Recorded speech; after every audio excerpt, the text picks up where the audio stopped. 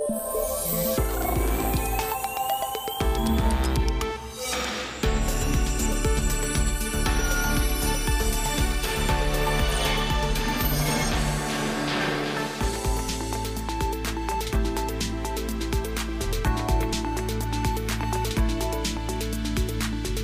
안녕하십니까?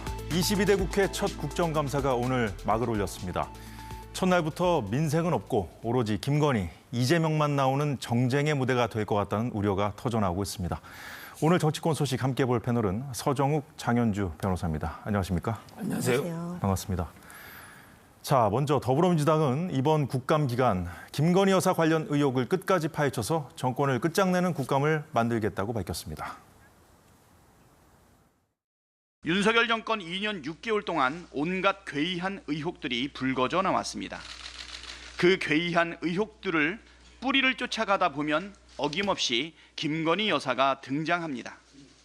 우리 국민들 속이 아주 부글부글 끓어오르고 있습니다.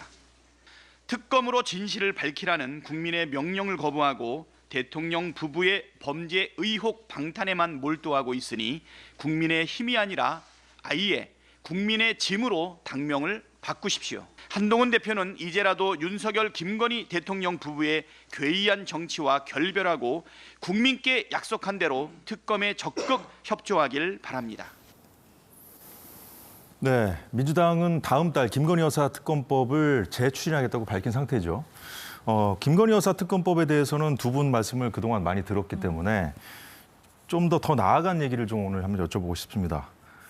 민주당이 다음 달에 이 김건희 여사 특검법을 재추진할 때는 거기에 더해서 상설특검법, 그러니까 대통령이 거부권을 행사할 수 없는 상설특검법을 추진한다고 하는데 아마 그에 앞서서 그 여론화 작업을 최대한 하기 위한 그런 무대로 아마 국정감사를 활용하지 않을까 싶은데요. 어떻게 보십니까?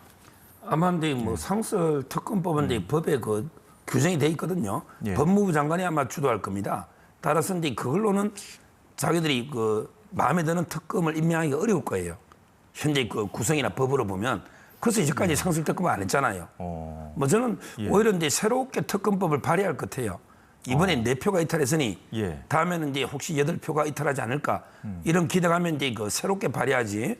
현재 그 상설특검으로는 그 구성이 있던 인사나 다기 법무부 장관이나 대통령도 있기 때문에 아마 이제 힘들지 않을까 이렇게 예측합니다.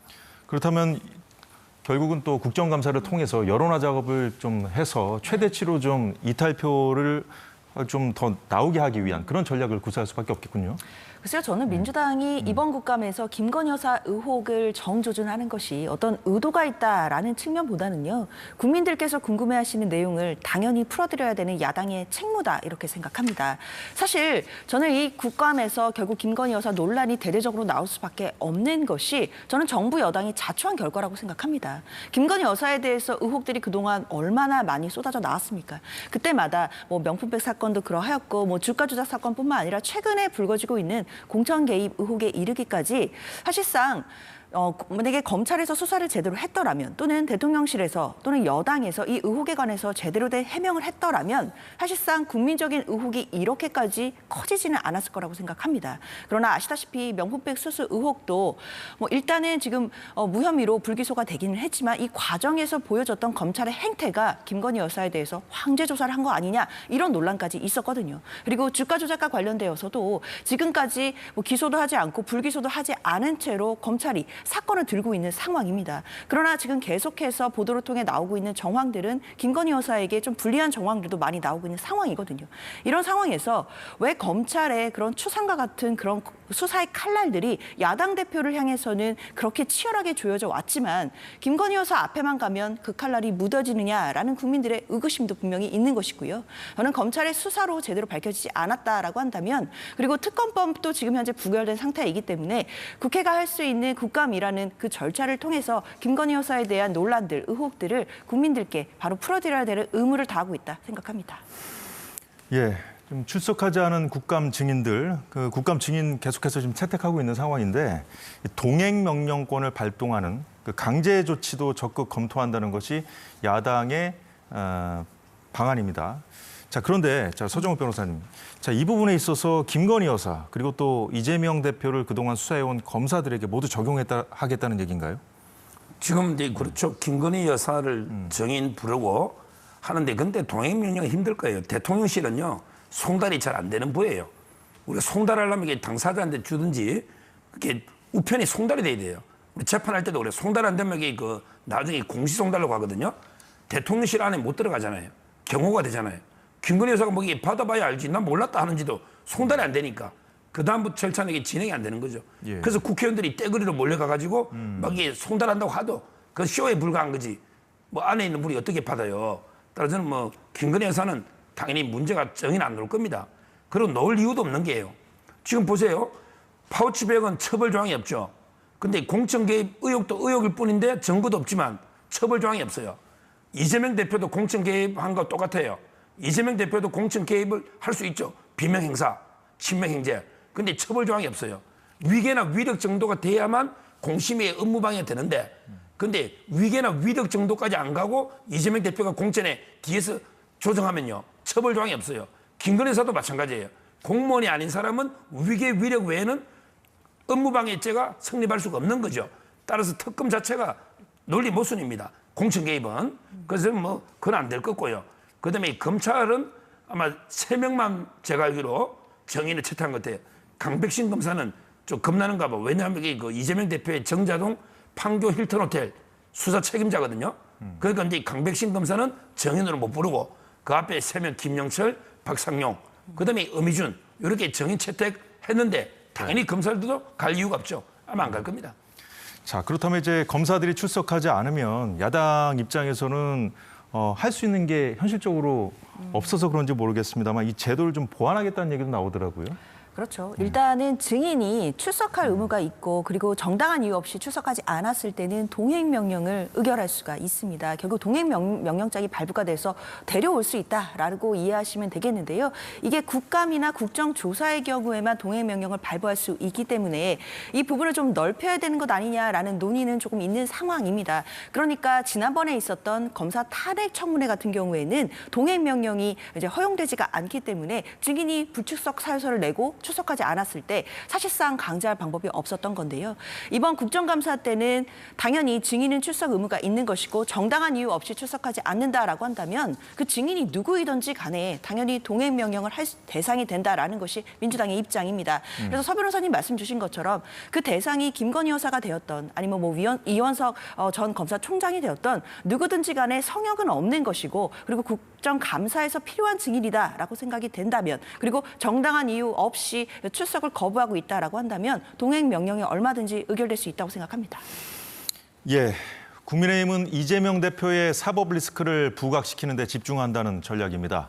민주당이 이재명 대표의 사법 리스크를 무마하려는 방탄국감을 하고 있다고 비판했습니다. 그동안 법사위를 개인 로펌으로 전락시켜 사유화하고 자신의 방탄을 위해 국회를 정쟁의 늪에 가둬둔 사람이 누구입니까? 강화군 유세에서 이재명 대표가 한 말을 이 대표에게 그대로 돌려드리겠습니다. 본인의 범죄를 숨기고 부당한 영향력을 행사하는데 거대 야당 대표의 권력을 쓰면 안 됩니다. 민주당이 신성한 국회를 범죄자 이화영의 변론장으로 만들려고 했지만 혹 때려다가 혹을 붙인 것 같습니다. 그동안 이재명 대표는 김성태 전 회장은 조폭 출신이고 김 전 회장의 폭로는 허위 진술이라고 폄하해 왔습니다. 하지만 실상은 김성태 회장이 모든 것을 털어놓을까 봐 전전긍긍하고 있었다는 게 드러났습니다. 네, 뭐 여러 가지 얘기를 했는데 우선 이거부터 여쭤보죠. 범죄자 이화영의 변론장으로 만들려고 했지만 혹 때려다가 혹을 붙인 것 같다는 이 부분이 바로 이제 박상용 검사 탄핵 청문회 지난주에 있었죠. 그래서 이제 민주당 입장에서 봤을 땐 좀 돌발 상황이 벌어졌는데 이화영 전 부지사와 이 변호인 간의 이 대화 녹취 파일이 공개됐습니다. 그 자리에서. 그 자리에서 이제 이화영 전 부지사가 매우 두렵다고 한 그 부분 있지 않습니까? 서 변호사님. 이 부분에 대해서 적극적으로 이제 여당도 정치 쟁점화하겠다. 이런 전략으로 읽히네요. 그렇죠. 오늘 아마 이제 주진우 법률위원장이 고소를 한 걸로 이재명, 이화영, 김성태 고소한 걸로 이게 보도가 됐고요. 예. 원래는 이제 그 불법 녹음은 틀면 안 되죠. 그 교도소에서는 이제 녹음이 안 되거든요. 아마 이제 김용태 변호사가 혹시 뭐 이런 볼펜 같은 데 있죠. 이런 데 녹음기를 몰래 가지고 들어가서 녹음한 게 아닌가. 이런 데 의심이 들 정도입니다. 왜 그러냐면 이게 이화영 부지사가 녹음할 수는 없죠. 재수자가. 예. 그러면 이게 변호사 아니고는 안 되는데 변호사도 핸드폰을 맡겨놓고 녹음하기 절대 안 되고 그 반입 금지 물품은 3년의 징역입니다. 이런 게 저는 불법 녹취가 막 증거로 제출되고 국회에서 틀고 하는 게 이해가 안 되는데 근데 뭐 신빙성은 높다고 봐야 되겠죠. 둘이 대화면. 예. 근데 거기에 보면 이제 그 노조 이해찬 대표가 하던 광장이라는 조직을 민주평화광장으로 이렇게 바꾸면서 지원해 준 거 이런 게 이제 있고요. 그다음에 그 김용 통해서 이제 그 지원해 준 거 이재명 캠프 예. 이런 것도 있고요. 그다음에 그 항소심의 판사로비 변호사비 대납 있잖아요. 이런 게 그 구체적으로 두렵다. 이런 데 말이 나오기 때문에 예. 그 부분을 이제 그 고소를 한 거고 이번에 국민의힘에서 아마 이 부분 때문에 혹 들라다가 혹이 붙은 거 아닌가 이렇게 지금 추 대표가 하고 있는 거죠. 예. 어떻게 보셨습니까? 글쎄요, 뭐 국민의 입장에서야 이 녹음을 가지고 이걸 단서로 삼아서 고발할 수 있다라고도 저도 이해는 됩니다. 다만 이 내용의 전체 취지, 전체 녹취록을 본다라고 한다면 사실상 이 부분이 과연 수사의 단서가 될 수 있겠느냐에 대해서는 회의적인 생각이 드는데요. 특히 그 탄핵 청문회에서 이화영 전 부지사가 이 녹취록을 주진우 의원이 틀게 되니까 이 녹취록 어디서 입수했냐라고 하면서 왜 발췌된 내용을 하느냐라고 하면서 전체 녹취록을 국회에 바로 제출했거든요. 또한 이 녹취록 전체가 지금 법원에 까지 제출된 상황입니다. 예. 만약에 이화영 전 부지사가 본인에게 불리하거나 본인의 뭐 또 다른 혐의점이 나올 만한 녹취록이라면 이것을 자진해서 제출한다라는 것은 합리적으로 생각하기가 어렵거든요. 그렇기 때문에 녹취의 전체 녹취 중에 굉장히 일부분의 말만 따가지고 지금 뭐 고발을 하는 것이지만 이것만으로 엄청난 수사 단서가 된다라고 보기는 어려울 것 같습니다. 게다가 이 녹음이 이루어진 시점이 뭐 어제 오늘이 아니라요. 작년 7월입니다. 벌써 1년하고도 3개월이 지난 시점이기 때문에 그렇다면 만약에 검찰이 이 녹취 내용과 관련된 내용들을 김성태 전 회장으로부터 들었을 가능성도 충분히 있는 것이고요. 만약에 그래서 혐의점이 있었고 이게 중대한 범죄 혐의라고 한다면 검찰에서도 당연히 수사가 이루어지지 않을까라는 생각이 들기 때문에 뭐 고발은 했지만 이것만으로 뭐 판이 뒤집힐 만한 엄청난 무슨 수사의 단서가 되거나 하지는 않을 것 같습니다. 예, 뭐 녹취된 시점을 말씀해 주셨습니다만 그 시점은 당시에 어떤 일이 있었는지에 대해서 진술을 이화영 전 부지사가 번복한 그 시점이기 때문에 그 지점에 주목해서 좀 봐야 될 것 같고요. 이 녹취 파일 그 내용 자체가 이제 단서가 될지는 좀 회의적이라고 말씀을 하셨어요. 그래서 이제 언론이 주목하고 있는 것이 김성태 전 회장이 과연 지금까지 얘기하지 않았던 것을 이제 얘기할지, 이제 폭로할지 여부인데 이화영 전 부지사 항소심 재판이 지금 이달에 있지 않습니까? 어떻게 예상하십니까?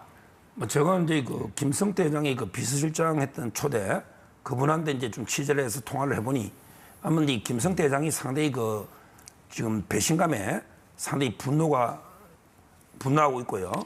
그리고 이제 그 이제까지는 거의 안 밝혔대요.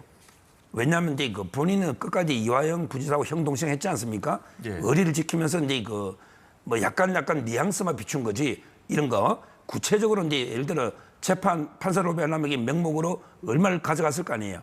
그다음에 예를 들어 김만배가 대장동 권순일 대법관 이런 거 하면 그 돈은 이게 쌍방울이 됐다는 거거든요. 네. 이런 데 여러 가지 그다음 김용 원장한테도 이게 개인적으로 한 2번 뭐 이런 이야기도 있어요. 돈 준 게 이재명 대표 지원 빼고도.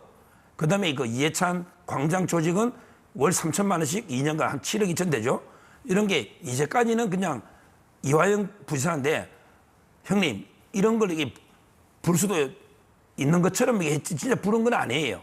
그러니까 이제 이화영 부지사 때 상당히 두려웠죠. 진짜 다 밝히면 김성태 다 알 거 아닙니까? 근데 이제는 이제 마지막 밝힐 단계가 온 것 같아요. 왜냐하면 국감에 가면 바른 기회를 안 줘요. 그 비서실장도 갔는데 바른 기회를 안 주잖아요. 정청래 위원장이. 그럼 법정에 가면 어떡할까요? 법정에 가면 검사 있고 변호사밖에 없어요. 네. 김성태 회장이 모든 걸 진술하기에 딱 좋은 장소입니다. 국회하고 달라요.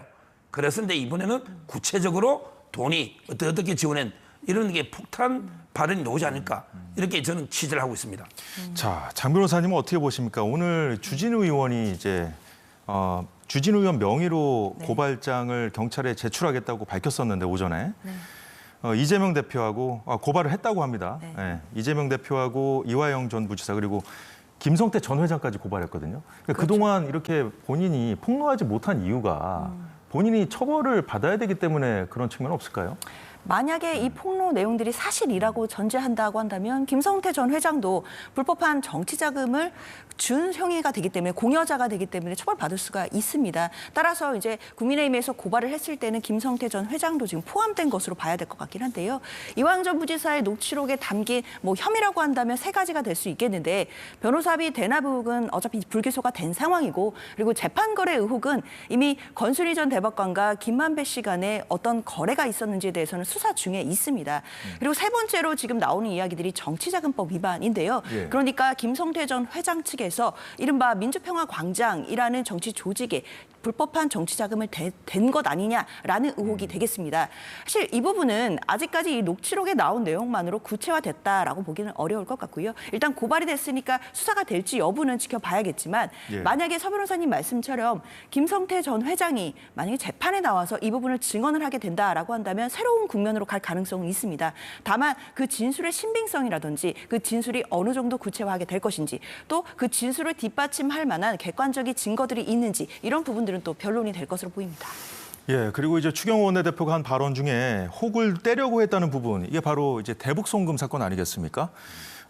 이제 다음 달 15일과 25일 1심 선고가 있죠. 선거법 위반하고 위증교 사건 같은 경우엔. 근데 이제 대북 송금 사건 같은 경우에는 이제 혐의 사실이 더 무겁습니다. 이 선고를 앞둔 이 사건들보다요. 그래서 지금 어떻게 보십니까? 서정욱 변호사님께서는 이 이재명 대표 그리고 민주당이 이 재판에 더 신경을 많이 쓰고 있다고 보세요? 그렇죠. 지금 이제 제가 듣기로 민주당에서 가장 부담스러운 게 대북 송금이에요. 이재명 대표는 아마 위정교사를 겁내고 있대요. 위정교사는 본인 목소리가 있잖아요. 그러면 이제 그게 집행유예만 되면 배지가 달아나거든요. 따라서 이제 그 위정교사는 또 신속하게 끝나죠.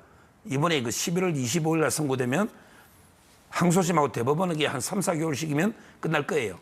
그러니까 배지나 피선고권 관점에서 보면 이게 그 위정교사나 선거법이 중요한데, 예. 근데 실제 형량을 보면 대북 송금은 이제 그 뇌물입니다. 111억 원의 뇌물이죠. 800만 달러. 양형 기준상으로 15년에서 20년 정도 아마 징역이 놓을 수 있는 뇌물이 100억이 넘으니까. 그래서요, 제가 변호사를 쫙 분석해 봤더니 예. 대장동은 한 5명 돼요. 매일 들어가는 사람들이에요. 뭐 매일 들어가는 사람, 김종근부터 이성엽 뭐 매일 들어가는 사람들. 예. 근데요, 이 대북 송금은 3명을 더 보고했는데 10명 정도 되더라고요. 제가 다 살려봤어요. 근데 그중에 가장 최근에 부장판사 하다가 논 따끈따끈한 정관까지 엄청나게 변호사비가 엄청나게 들어가는 이런 정관까지 그만큼 부담스러워하니까. 그래서 이제 그 새로 부장판사 출신 변호사가 처음 한 게 뭐냐. 판사를 재배당을 해달래. 이 옛날에 서울로 보내달라가 대법원에서 기각됐잖아요. 예. 근데 그 수원에 2개 부가 있거든요. 근데 원래 추첨해가지고 신진우 부장 11부 갔는데 이걸 다른 데 옮겨달래. 말도 안 되는 주장이죠. 바로 이게 기각하고 아마 8일 날 내일 8일이네. 재판이 그대로 진행될 걸로 보입니다.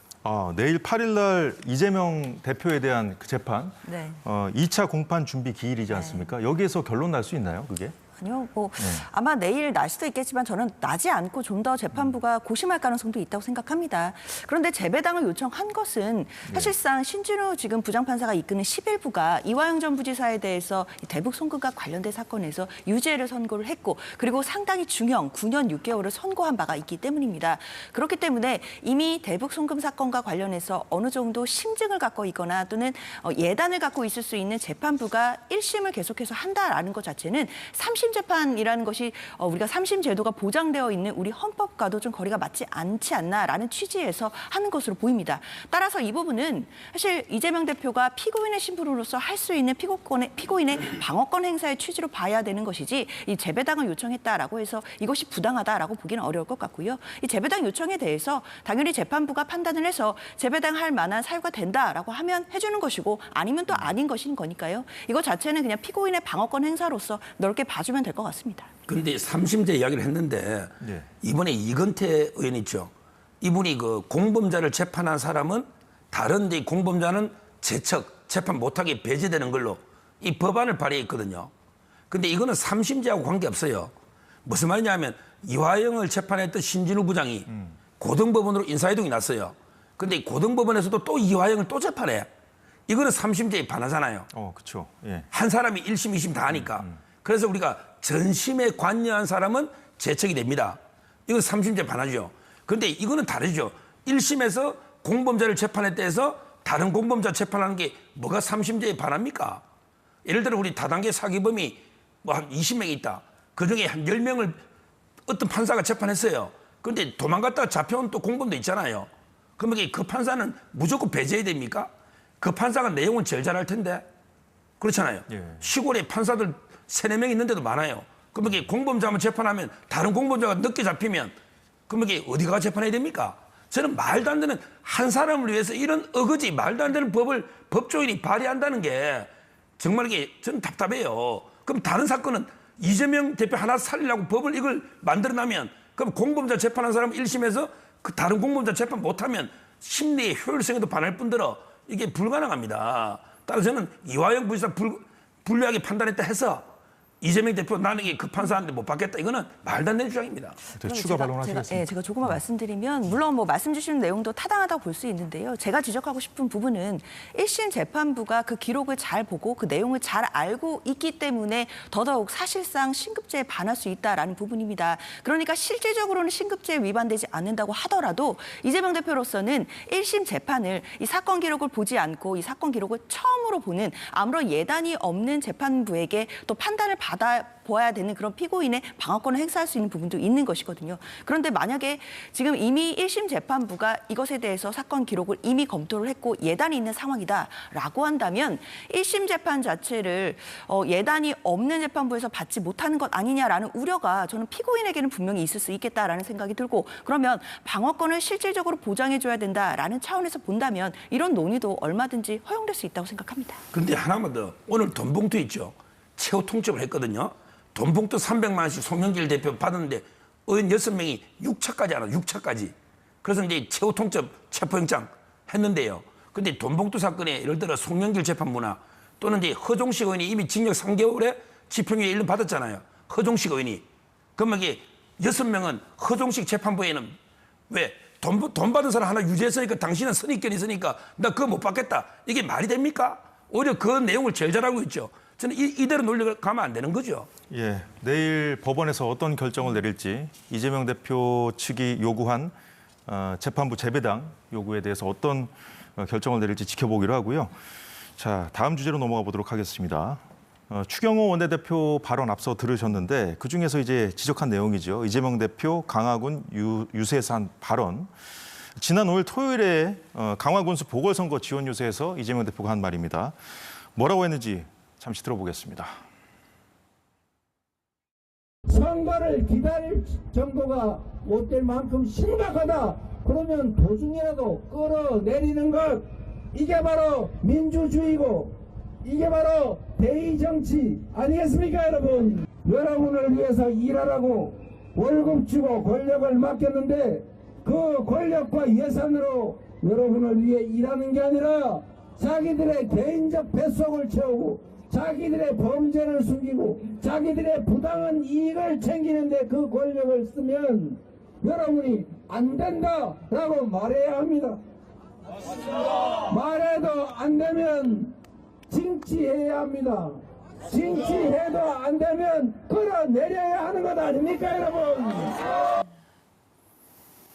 예, 장현주 변호사님, 네. 지금 이 발언이 알려지자마자 국민의힘에서 논평이 많이 나왔습니다. 네. 이재명 대표 방탄을 위해서 본인이 직접 탄핵몰이에 나섰다라든가 또 언론 기사를 봐도 뭐 사법 리스크 방어와 맞물려 있다는 그 분석이 많이 나오는데 민주당은 뭐 이런 반응에 대해서 국민의힘의 반응에 대해서 과민 반응이라고 하지만 지금 언론의 분석을 봐도 약간 좀 그 사법 리스크와 좀 연결지어서 보는 시각이 많더라고요. 그렇죠. 뭐 방탄 아니냐, 방탄을 위해서 결국 탄핵에 군부를 떼는 것 아니냐, 뭐 이런 비판들이 나오는 것 같습니다. 그런데 저는 첫 번째로 좀 반문하고 싶은 것이 예. 과연 이재명 대표가 뭐 정말로 뭐 대통령 탄핵을 이야기한다라고 해서 이것이 어떻게 본인의 사법 리스크의 방탄으로 직접 연결될 수 있는지 좀 의문이 듭니다. 일단 이재명 대표에 대해서는 재판이 계속해서 예정된 절차대로 진행되고 있고요. 1심 선고도 11월 달에 지금 2건이나 예정되어 있는 상황입니다. 게다가 대통령의 탄핵이라는 것은 것은 사실상 굉장히 조심스러운 이야기이고 함부로 입에 올리기도 어려운 말입니다. 그만큼 이 절차도 그리고 요건도 헌법상에 굉장히 엄격하게 규정되어 있는 것이기 때문에 뭐 이를테면 민주당이 빌드업을 하거나 뭐 군부를 뗀다라고 해서 할 수 있는 절차 자체가 아닙니다. 그렇기 때문에 민주당으로서는 뭐 사무총장도 계속 이야기하지만 당 차원에서 탄핵에 대해서 논의해본 적도 없고 그리고 그것을 뭐 공론화하고 있거나 하는 절차에 들어간 적도 전혀 없습니다. 물론 개별 의원들이 뭐 관련된 행사를 하신 적은 있을지 모르겠지만 그것이 당 차원의 입장과는 전혀 다르다라고 항상 선을 긋고 있거든요. 그런데도 저는 이재명 대표가 어제 했던 이야기들은 뭐 민주주의의 일반적인 이야기다라고도 볼 수 있을 텐데 저는 오히려 국민의힘에서 불안함의 어떤 상징처럼 좀 과민한 반응이 나온다라고 생각을 합니다. 이재명 대표의 이야기를 듣자마자 바로 대통령의 탄핵이라는 말을 입에 올리는 것 자체는 저는 전략적으로도 별로 좋지 않다고 생각이 드는데요.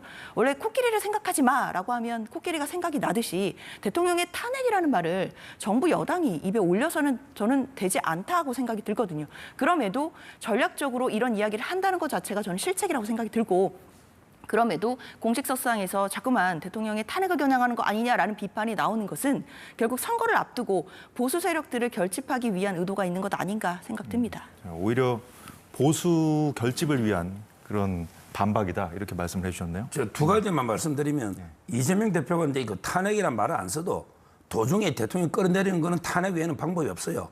이 말은 그 탄핵해야 된다고 주장과 똑같고요. 저는 동의합니다. 선거를 못 기다릴 정도로 그 심각하게 잘못하는 사람이 있으면요.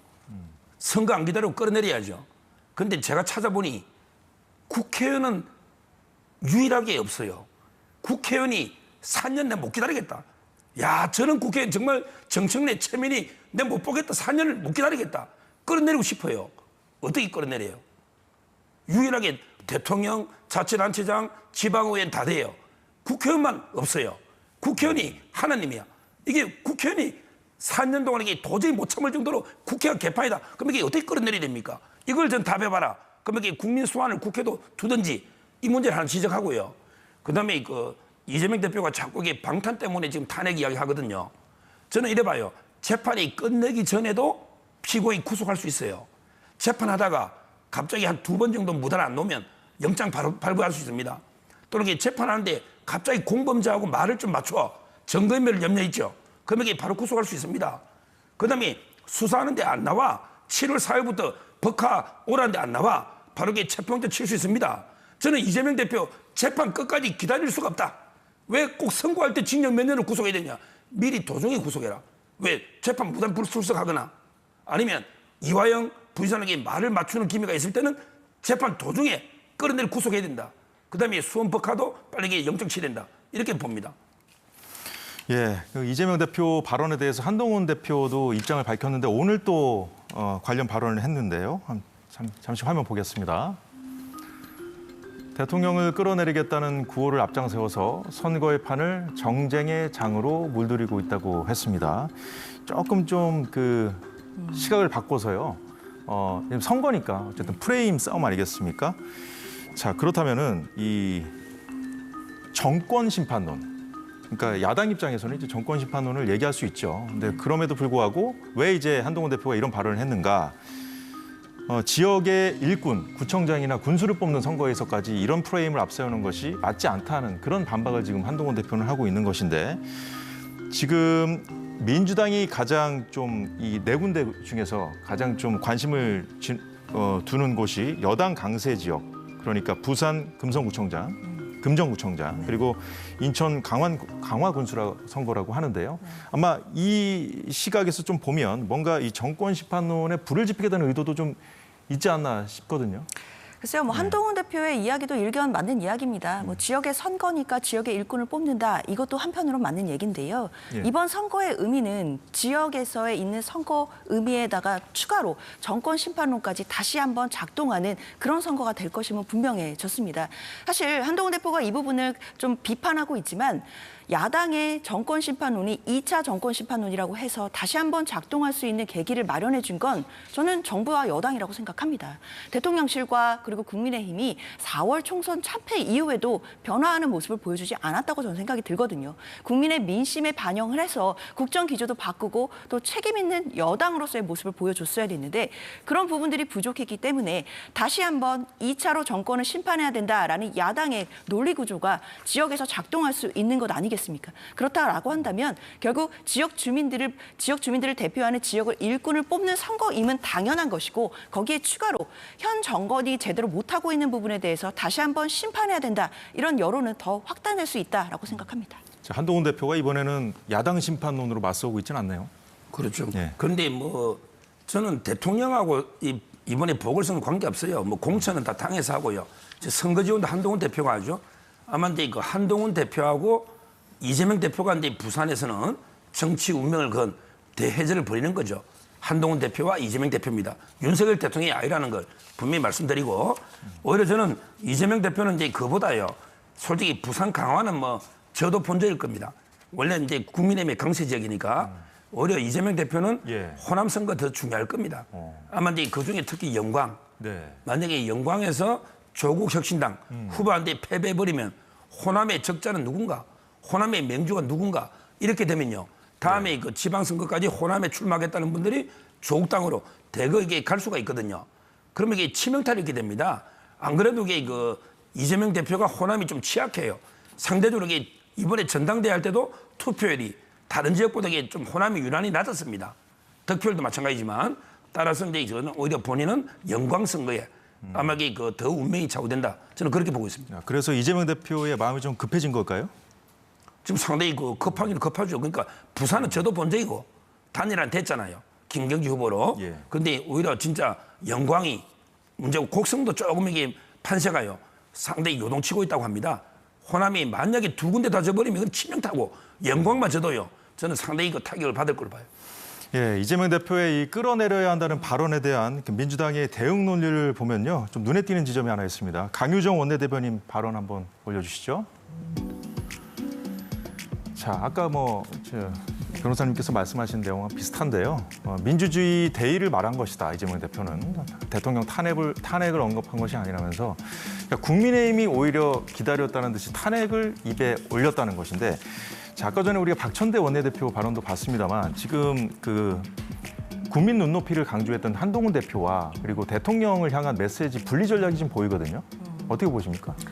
그렇죠. 그런 부분도 있을 겁니다. 그리고 지금 윤석열 대통령과 한동훈 대표 간의 갈등의 골이 깊어졌다라는 사실은 이제는 부인하기는 어려운 지경인 것 같거든요. 그리고 얼마 전에 있었던 김건희 여사의 특검법에 대해서 부결이 되긴 했지만 그때 사실상 이탈표가 내표가 나온 것 아니냐. 결국 여권의 단일 대우가 깨지고 있다라는 분석들이 나오고 있는 상황이기 때문에 야권으로서는 이제 앞으로도 이런 공세를 계속해서 이제 더 나올 수 있는 이탈표를 더 늘려가겠다 이런 전략도 당연히 포섭돼 있고 깔려 있는 것으로 봐야겠습니다. 다만 이재명 대표로서는 뭐 대통령의 탄핵을 직접 거론한 것도 아니고요. 뭐 그런 부분에 대해서는 당 차원에서 뭐 검토하고 있거나 논의하는 바가 없다라는 점은 다시 한번 말씀을 드립니다. 다만 이 부분에 대해서 국민의힘이 너무 발끈하면서 과민한 반응을 보여주는 것 자체가 저는 그만큼 자신감이 없다라는 생각이 드는 것이 원래 이 대통령의 탄핵이라는 이 금기어와 같은 말을 꺼내게 된다라고 한다면 역풍을 두려워할 수밖에 없는 것이거든요. 그런데도 민주당이 마치 그런 탄핵을 얘기한 것 아니냐라는 해석이 나오는데도 그렇게까지 역풍이 부는 것 같다라고 판단되지 않는 부분은 그만큼 집권 여당도 제대로 못하고 있기 때문이 아닌가라는 또 반론도 가능합니다. 따라서 저는 국민의힘도 과연 지금 상황에서 대통령의 탄핵에 대해서 본인들이 먼저 과민하게 반응하는 것이 과연 국민 여론에 더 도움이 되는 것인지 한번 돌아보셨으면 좋겠고 그런 것보다는 지금 집권 여당으로서 책임을 다하지 못한 부분에 대해서 국민들께 사과를 하는 게 먼저가 아닌가 생각합니다. 네, 서정훈 변호사님 의견은 제가 한동훈 대표 만찬에서 한 발언을 좀 보고 여쭤보도록 하겠습니다. 자, 한동훈 대표와 친한계 의원들의 만찬 이 시점이 지금 말씀하신 그 김건희 여사 특검법 재표결 직후에 있어서 지금 언론들이 더 주목하고 있는데 어떤 얘기가 오가는지 좀 전해지고 있거든요. 자, 한동훈 대표가 모인 의원들에게 친한계 의원들에게 이렇게 얘기했다고 합니다. 물러나지 않겠다. 믿고 따라달라. 자신을 믿고 따르라는 말을 하면서 자, 다음 모임, 다음 만찬 때는 각자 한두 명씩 더 데리고 와서 50명으로 만들자. 한 20여 명 참석했다고 하죠, 이번에. 그런 얘기를 하니까 자주 만나서 소통하겠다고 답했다고 합니다. 그리고 현안 관련해서도 어떻게 대응할지, 거대 야당의 공세에 어떻게 대응할지도 얘기를 나눴다고 하는데 이 자리에서도 국민 눈높이를 강조한 것으로 전해졌고요. 야권의 김건희 여사 총공세, 김 여사 관련 의혹이 뭐가 더 나올지 모르겠다 걱정하는 그런 하소연이 나오자 상황을 지켜보며 대응하자고 했다고 합니다. 화면 보면서 이어가도록 하죠. 서정호 변호사님. 최소 4표의 이탈표가 나온 것으로 뭐 3표라는 얘기도 있었는데 뭐 최대 4표 아닌가요? 지금 분석이 제각각이어서요. 좀 10월 위기설이 지금 제기되고 있는 상황에서 지금 만찬을 가졌어요. 윤 대통령이 출국하는 날 거긴 가지 않고 만찬을 가졌기 때문에 언론들이 주목하고 있거든요. 뭐 저는 한동훈 대표가 한 21명인가 만찬하고요. 오늘 아마 한 100여 명 오찬도 했을 거예요. 원외위원장들. 예. 이거는 뭐 제가 보기에 그 분열의 길을 가겠다는 게 아니고 오히려 이제 그 통합의 길을 가겠다. 저는 이렇게 긍정적으로 평가합니다. 왜 그러냐면요. 예. 이번에 그 제가 좀 친한 게 의원들 몇 명 전화해 보니 조직적으로 이제 우리는 반대표를 던져야 된다. 왜 그러냐면요. 김건희 여사 특검법 중에 주요 내용이 공천 개입 의혹이잖아요. 예. 공천 개입한 건 아닌데. 근데 공천 개입 의혹을 수사한다고 특검되면 민변 변호사들이 대거들 할 거 아니에요. 특검하면. 그러면 이제 그분들이 공천 개입 의혹을 조사한다는 명목으로 누구를 한동훈 대표나 장동혁 공천의 간사 있잖아요. 이런 분들까지 압수수색할 수가 있는 거예요. 왜냐하면 공천 개입 의혹을 수사하려면 공천은 한동훈 대표 다 했잖아요. 그러면 이게 특검하면 우리도 수사를 받을 수 있는데 뭐 죄를 짓다는 게 아니고 이런 압수수색을 당하는 게 안 좋잖아요. 그래서 이제 그 친한동훈계에서도 우리도 조직적으로 이번에 김건희 여사 특검은 막아야 된다. 이렇게 전날 다 의논을 했대요. 그래서 저는 한동훈계에서 이탈표가 놓은 건 아니다. 이렇게 보고 있고요. 다만 이제 그 누가 한지는 모르겠는데 짐작 가는 사람이 있지만 누가인지 모르겠는데 아주 저는 비겁자면서 배신자라 봐요. 왜 그러냐면 이게 그 정도 투표하려면요. 국회의원 한 사람 한 사람이 헌법상 기관이잖아. 그렇다면 이게 내가 당당하게 소신을 밝히고 나는 이런 이유로 김건희 특검법 찬성하겠다. 나 최상민 특검 찬성하겠다. 이래야 되잖아요. 근데 원내대표실에도 제가 취재해봤더니 다 전화를 돌리대요. 투표 전날. 근데 전부 다 반대입니다. 반대입니다. 이게 뭡니까? 이게 헌법상 기관이 전부 반대한다 했다가 몰래 이게 찬성표 던지는 이런 사람에게 국회의원 자격이 없는 거예요. 네, 지금 서 변호사님 말씀 주셨지만 요즘 여권을 바라보는 언론 보도를 보면은 대통령과 그 여당 대표 간의 어떤 갈등, 뭐 각을 세우는 그런 상황이 좀 초점을 맞추는 경향이 있습니다. 하지만 한동훈 대표, 당 대표로서 민주당이 불편해하는 그런 그 이슈들을 앞장서서 지금 연일 때리고 있거든요. 이 부분 좀 짚어보도록 하겠습니다. 일단 금투세 관련해서요. 금투세를 시행하게 되면 사모펀드 가입자 최대 뭐 20% 이상 절세를 하고 있다. 절세를 할 수 있다. 절세를 혜택을 받을 수 있다는 그런 얘기를 하면서 민주당이 금투세를 시행하는 것이 이 때문 아니냐는 그런 의문이 제기되고 있다. 의혹이 제기되고 있다는 얘기를 했고요. 그러면서 고위공직자 사모펀드 가입 내역을 공개하자고 압박하기도 했습니다. 그러니까 민주당과 사모펀드와의 연계서를 여당 대표가 직접 거론한 것입니다. 그러자 민주당이 아주 거세게 반발하기도 했었는데요. 이 문제 하나 제기한 게 있었고요. 또 보죠. 네, 문재인 정부 당시에 남북철도 연결 사업을 했었는데 그 진행 과정에서 유엔에서 이제 금지했었던 금수품을 문재인 정부가 북한에 보냈다는 보도를 언급했습니다. 오늘 한 얘기인데요. 이 얘기를 하면서 진상규명을 해서 철저하게 책임을 물어야 된다. 이 발언했습니다. 자, 지금 보수 지지자들 사이에서는 한동훈 대표하고 대통령이 충돌하면 안 된다. 걱정이 이만저만이 아니라고 하는데 그 상황에서 한동훈 대표 입장에서는 여당 대표로서 이런 의혹을 제기하고 현안을 앞장서 얘기를 하고 있습니다. 네. 자, 그렇지만 지금 김건희 여사 문제로 좀 충돌하고 있지 않습니까? 그렇죠. 그러니까 확실하게 지금 입장을 정해야 될 때가 된 거라고 보십니까? 한동훈 대표도. 그렇죠. 그래야 될 상황인 것 같습니다. 이제 더 이상 국민들이 언제까지 기다려줘야 되나라는 목소리가 나올 거라고 저는 생각이 들거든요. 그러니까 뭐 한동훈 대표가 뭐 금투세 관련된 부분이라든지 뭐 전 정부에 있었던 일이라든지 이런 부분들에 대해서 계속 공세를 벌이고는 있지만 이런 부분들을 사실 민주당 입장에서 봤을 때는 당내에 있는 갈등들을 좀 외부로 시선을 돌리기 위한 전략이 아니겠느냐라는 생각도 좀 드는 부분이 있습니다. 특히 금투세와 관련된 부분들은 민주당 의총에서 결정이 나지 않아서 지도부에게 결정권을 위임을 했습니다.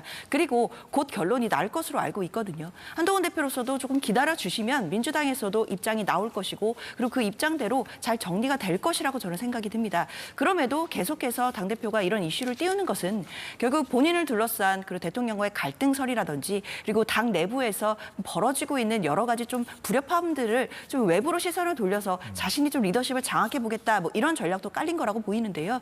저는 그렇게 하려면 김건희 여사에 대한 리스크를 한 번은 매듭을 짓는 과정이 필요하다고 생각합니다. 그것이 뭐 여사의 뭐 사과가 되었던 아니면 제대로 된 특검이 되었던 뭐 이런 부분들은 국민의힘에서 나름대로 논의를 하시겠지만 적어도 국민들 보시기에 어느 정도의 매듭을 짓지 않은 상태로 계속해서 국민의힘이 정책에 대해서 이야기를 한다라고 하더라도 그것에 대해서는 힘이 실리기는 어려울 것 같습니다. 예, 서정욱 변호사님은 이 두 가지 지금 이슈 띄우고 있는 한동훈 대표의 행보 어떻게 보십니까?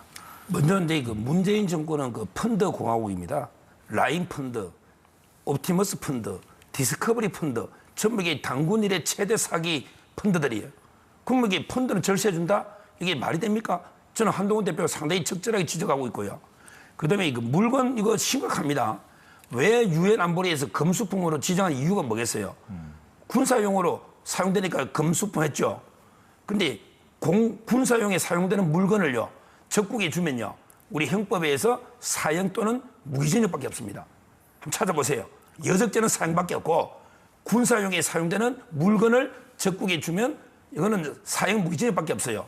근데 어떻게 금수품을 유엔 안보리 허락도 받기 전에 하기 전에 이게 미리 사전에 건네줬다. 이거는 심각한 저는 이적 행위다. 이에 대해서는 철저한 조사가 필요하고요. 이런 게 만약에 우리 기업이 그래 주면요, 유엔에 제재 먹으면 기업 망합니다. 은행들도 그렇고 심각한 국제법적으로도 이게 문제고요. 국내법적으로도 사형 무기징역에 해당되는 죄다. 이렇게 말씀드립니다. 예, 두 분 말씀 잘 들었습니다. 오늘 정치권 소식은 여기까지 보겠습니다. 서정욱, 장현주 변호사 함께해 주셨습니다. 고맙습니다. 감사합니다.